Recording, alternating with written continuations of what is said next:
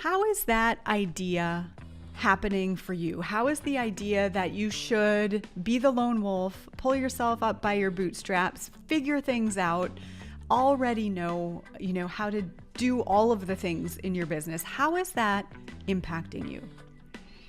And I want you to really think about it, because I've been in business 9 years now. I succeeded very quickly in my work. I felt so much alignment with what I was doing and why I was here that my business just flourished. And there was a point just over the $500,000 mark where I got really clear that I was still in lone wolf mode. I still was wanting to do everything myself and have my hands in every part of the business. And even though I would hire support, I was still kind of hiring it from this idea that everything rests on my shoulders and I need to know best. It's Retreat and Grow Rich, the podcast. I'm Darla LeDoux, best-selling author, coach, and retreat leader. And I'm on a mission to normalize transformation on the planet, one intimate retreat at a time. This show's dedicated to the coaches, consultants, healers, leaders, and light workers who are here to hold space for the truth that transforms lives and get paid for it. Expert retreat and business tips, strategies, stories, and magic. It's your weekly mini retreat delivered right to your ears. Let's do this. Hello and welcome to today's episode of the Retreat and Grow Rich podcast. I'm Darla LeDoux. I am your host. I am also the founder of Aligned Entrepreneurs and author of the book Retreat and Grow Rich. And today I want to talk about an interesting mindset thing that I see happen all the time for business owners. And it is this idea that we somehow have just ingrained in our culture, which is to pull ourselves up by our bootstraps. This perpetuates a lone wolf kind of idea as we lead our business and host our retreats. And I would love for it to stop. So first of all, it is decidedly masculine. In other words, this idea that I should, know what to do already without asking for help, without needing any support, without receiving. I just should be able to generate my business and handle all the details of my retreat and lead the retreat and not have any support while I'm doing it. It doesn't make sense. It doesn't work. And it's not a very feminine approach. So I'm curious, just take a moment and reflect for yourself. How is that idea happening for you? How is the idea that you should be the lone wolf, pull yourself up by your bootstraps, figure things out, already know how to do all of the things in your business? How is that impacting you? And I want you to really think about it, because I've been in business 9 years now. I succeeded very quickly in my work. I felt so much alignment with what I was doing and why I was here that my business just flourished. And there was a point just over the $500,000 mark where I got really clear that I was still in lone wolf mode. I still was wanting to do everything myself and have my hands in every part of the business. And even though I would hire support, I was still kind of hiring it from this idea that everything rests on my shoulders and I need to know best. And releasing that, and it's something I still continue with, has been completely night and day life-changing for me. And I want to throw that idea out for you. So first of all, where do we get this idea of pulling ourselves up by our bootstraps? For me, I was raised in a town of 500 people, and it was a mining town. And there was a lot of community, actually. There was a lot of helping out, my roof needs to be repaired or etc. And that was great, right? This sense of community and helping one another out in that way. But when it came to like really asking for help on something you don't know or don't understand, that wasn't really modeled to me. It was very much like, I have to make sure that I survive, that my family survives. And there wasn't a lot of learning and conversation for learning with other people in the community. I think this is really common. And then I moved on to college and I became a chemical engineer. So my classes were very competitive. We did have study groups, we worked together, all of that. However, there was this underlying competitive sense, right? You wanted to be the top of the class. You wanted to be, at the top of the bell curve. And so that was also in the culture there. I moved on to corporate, and obviously, only so many people can move up the ladder. And so even though there was a lot of sharing of best practices in the company I worked in, we did this over here, try this over here, this might help you.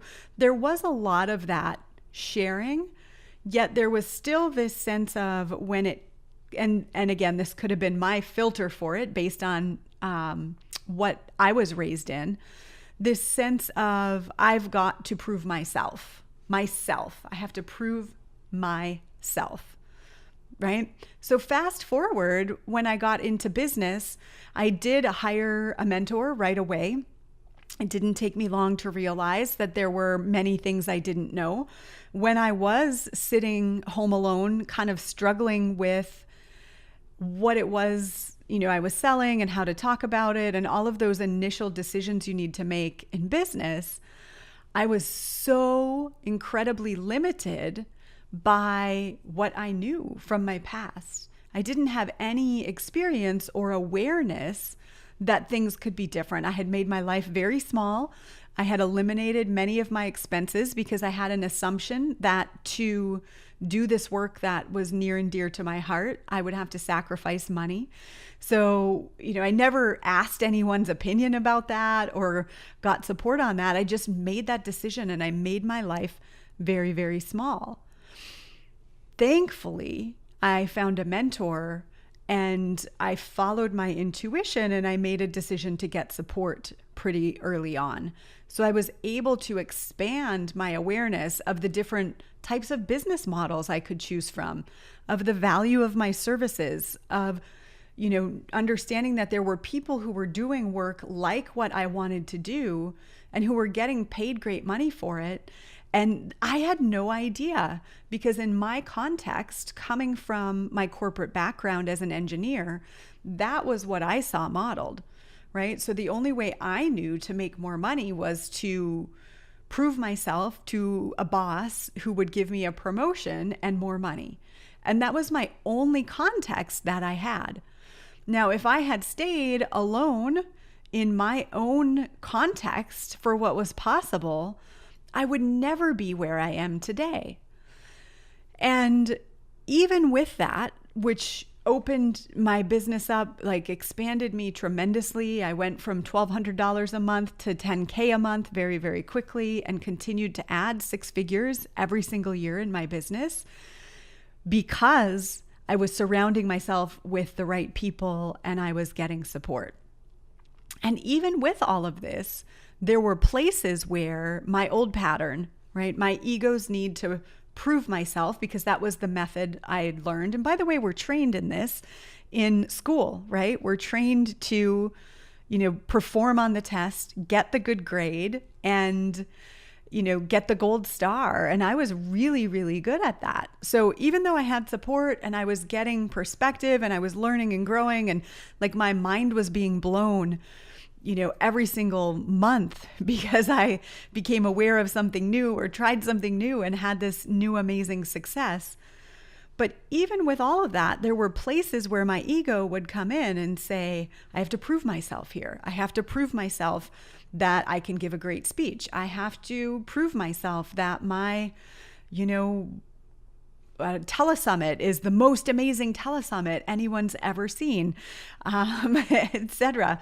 Right? And that old energy of This is me kind of fighting for my survival, again, which is what I saw modeled, really led me to, even though I was collaborating and connecting with people and I had a great community and all of that, I was limited in what I would allow myself to receive in terms of support, in terms of guidance, in terms of, people promoting me and just genuinely loving me, right? I was limited in what I would allow in.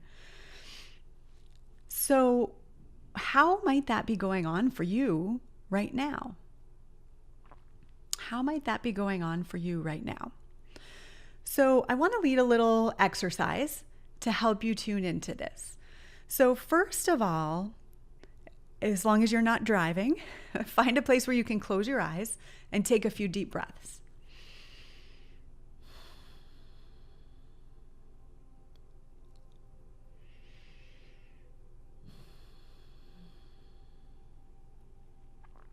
And I want you to bring to mind a time when you really let yourself receive support.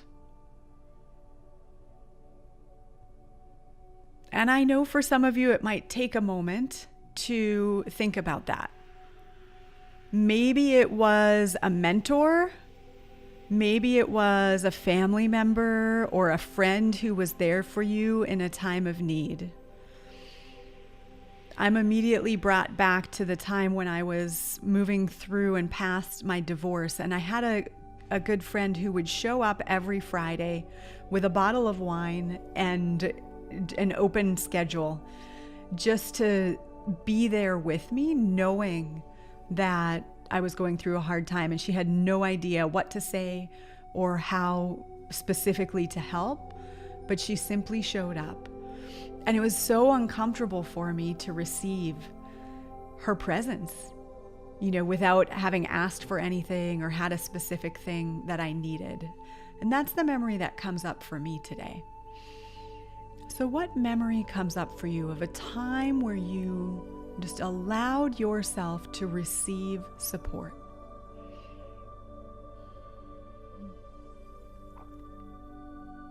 And as you get present to that memory, I want you to notice, where do you feel that in your body? What does your body feel like when you're present to the idea of receiving support? Maybe your shoulders relax, your chest opens. There's a calm sense in your stomach. What do you notice about that? Now, if your ego mind is coming in, or you're having a really hard time thinking of a time you allowed yourself to receive support, then you already know this is something for you, right? This is a message for you today.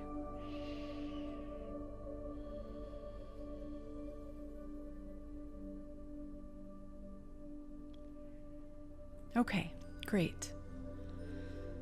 Now I want you to continue to breathe. And I want you to bring your attention to some area, probably in your business, but it could be in your life. This shows up, by the way, a lot in intimate relationships as well. I want you to get present to some area where you are feeling like you have to go it alone. You have to pull yourselves up by your bootstraps, be the lone wolf, prove yourself, prove your worth as an individual.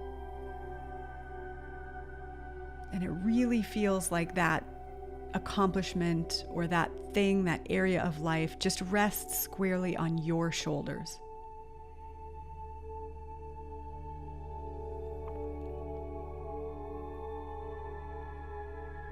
And what does that feel like in your body? And just notice, for me, I feel a tightness in my stomach. I feel a little bit of like caving in my chest. What does it feel like for you when you feel like it's all you? Likely it feels a bit constricting.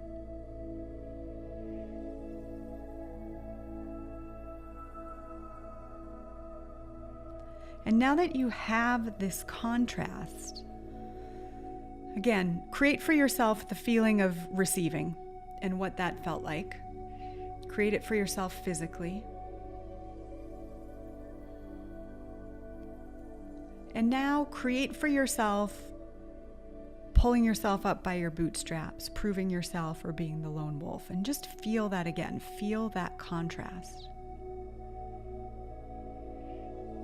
And I want you to ask yourself, what would it be like to have more of that receiving of support and much, much less of that energy of I have to do it myself? What would that be like for you?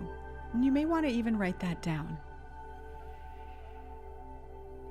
And if it's appropriate for you, allow to come forward in your mind one area, one shift that you can make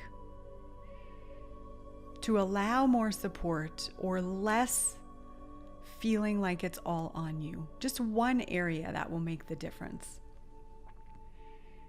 And write that down, and I challenge you to act on that this week. Every step we take toward dismantling this old belief is a step toward the future that I want to live in and that I'm imagining you want to live in too. And the shift may be something very practical. It may be hire support for something. It may be, communicate with your partner what your commitment is and find out what their commitment is in this certain area. Could be an actionable item. And it could also be an energetic shift. Something like, I am going to imagine every morning what it feels like to imagine that the universe has my back. And that includes the humans in the universe. To go through life imagining that people have my back. And, to spend 5 minutes tuning into that idea each morning. To shift the energy around it. And from that place, you'll start to see all kinds of opportunities. In fact, people will show up to support you in ways you didn't even imagine. I've seen this happen for myself, and I know it's possible for you. Now, if you are someone who is a coach, consultant, or healer, you're doing one-on-one sessions with people and you're considering adding retreats, or maybe you've been hosting retreats, but they're not as profitable as you'd like them to be, I want you to consider that receiving support is a key to making this change. When you are leading the retreat, you don't also want to be thinking about, what is happening with the food for lunch or the one client who's running late and you don't know why. You need support on site in your room so that you can be free to be fully present, a fully present channel of light for your message. You can't be thinking about all the other things, including like getting yourself a cup of tea, right? You want to receive support for that. That's part of what will have you be most effective and then have you be able to deliver the most value, which in turn allows you to make more money. So that's just one small area. But I see so many retreat leaders kind of going it alone and pulling it together. And I had a lot of support to get where I am. In that first retreat, when I went from $1,200 a month to $6,000 a month in one weekend, I didn't do that alone. I had a mentor. I had lots of advice for how to actually plan the retreat. And I had support with me in the back of the room, dedicated to ensuring I had whatever I needed. Don't do it alone. Don't do it alone. This is just one example of one area. And it has a ripple effect. It makes a whole world of difference. I've had to learn how to ask for and receive support. It is a constant practice, and I want you to start it now. If you're not already doing it, start it now. And if you do have support, you have team members, ask yourself, where are you still going it alone? Where are you making it challenging for them to support you because you still have that energy, that pull yourself up energy, that's making it really difficult for them to know how to give you what you need because you don't ask clearly, or because you're buying into some expectation of what it means for you to be a leader and ask for support. And I'll give you an example. I have a client who recently discovered, we were looking at her process of how she serves her clients, and she does a combination of coaching work and done for you services. And we were looking at the system, right? And there's a system to how you work, for how she works with her clients, and looking at where does she lose momentum. And we were able to isolate this to a place where she wasn't clearly asking for the type of support she needed. So she had this idea of how she needed to transfer information from her brain to her team to be able to do the next step. And it looked something like, the old school corporate way of doing things, the masculine way. I think of it as masculine. When I worked at Procter & Gamble, we had a giant binder called the Simple Binder that had all of the steps for managing a project. And there were all of the different gates and forms and paperwork and all of that, right? And that can often be what we think of when we think of being a good manager or a good leader. So she had it in her mind that in order to go to the next step, she had to put everything into this nice form, right? All of the information very organized and detailed to hand off to her team. Well, guess what? That was really challenging for her because it didn't fit with the way she works as a very intuitive, flowy kind of leader.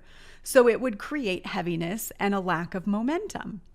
And we looked at how else could you do it? If you trusted that people could meet you and support you, and you could get this level of support while being totally who you are, who you're meant to be, what would that look like?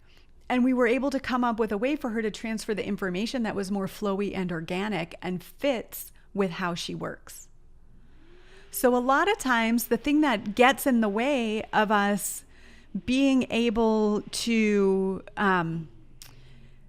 ask and receive and give the information is this old way of like, I have to independently get this all together in line and perfect.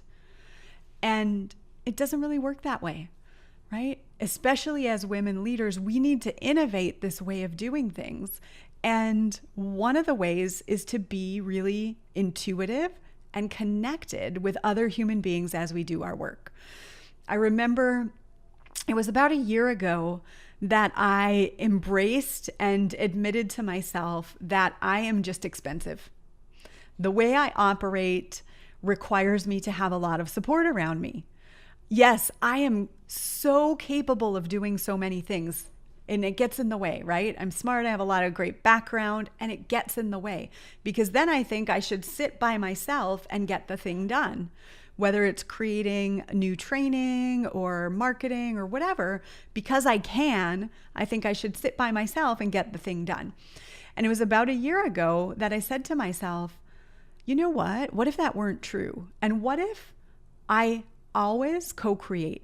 What if I always have support for every step of the way? Because it's more fun, because something greater is born when we collaborate.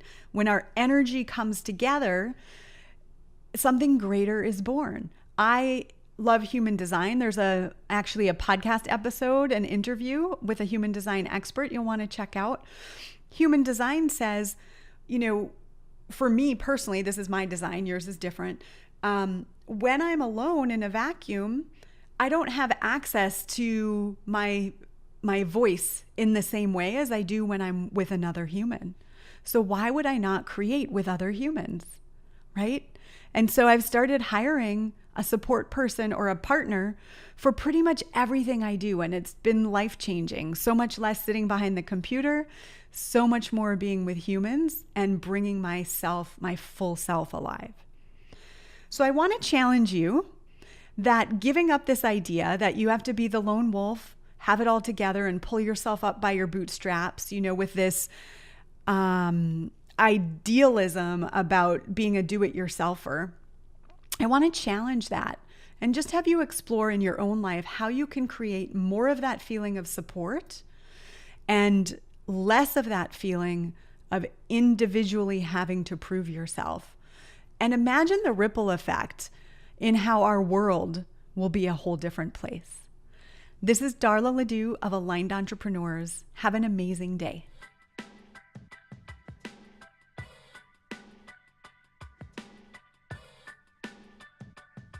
I hope you enjoyed this episode of Retreat and Grow Rich, the podcast. If so, please share your experience and spread the word. Also, please subscribe over on iTunes and leave us a fabulous review. It makes a big difference in helping to get the word out. And you can join me in my mission to normalize transformation on the planet, one intimate retreat at a time. You can find show notes from this and all of our episodes over at alignedentrepreneurs.com/podcast. If you'd like to understand the inner workings of my retreat-based business model and build your confidence in your retreat dreams, you can grab my book, Retreat and Grow Rich, over on Amazon. It's the entrepreneur's guide to powerful, profitable retreats.